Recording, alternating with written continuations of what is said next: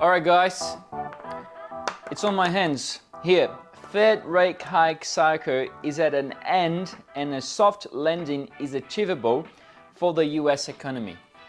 There we have it. The whole soft landing that everyone was talking about, that everyone was expecting, that all the Fed was saying that they would have it.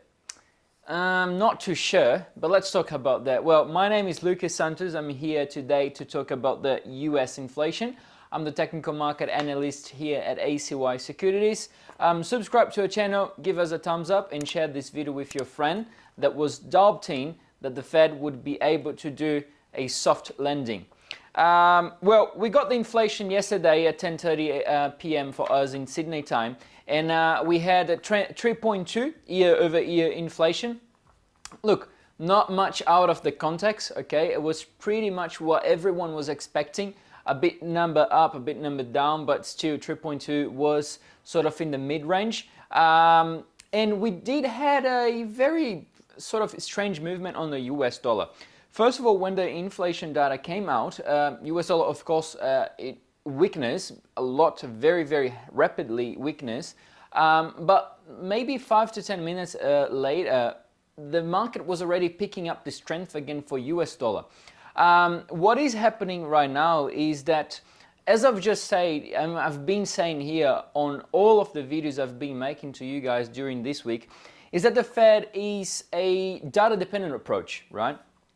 What it is a data-dependent approach, again, for those who don't know and haven't watched our videos, please come back there and watch it. But a data-dependent approach is when the central bank, any central bank, can be any central bank around the world, is dependent on data and will be taking actions towards the data. So if the data comes good, they will take better, slower actions. If the data comes bad, they will take faster actions, all right? What is a bad data? Well, for a country, high inflation is bad, right? But for the currency is good. But when the inflation is higher and higher, then the Fed or any other central bank has to put the hands on and raising rates. And this is what I mean by data dependent. But anyways, let's come back here for the US inflation.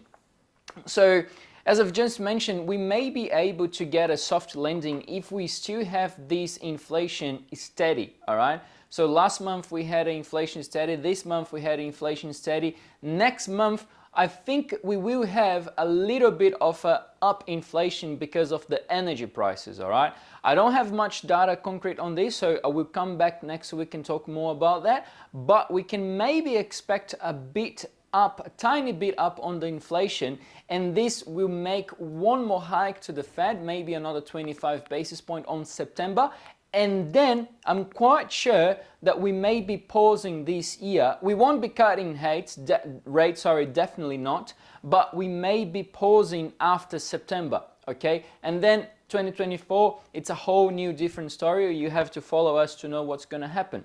All right, so that's my take on the US CPI, nothing much out of context. Again, subscribe to the channel, give us a thumbs up and share this video with your friend, and I see you in the next one.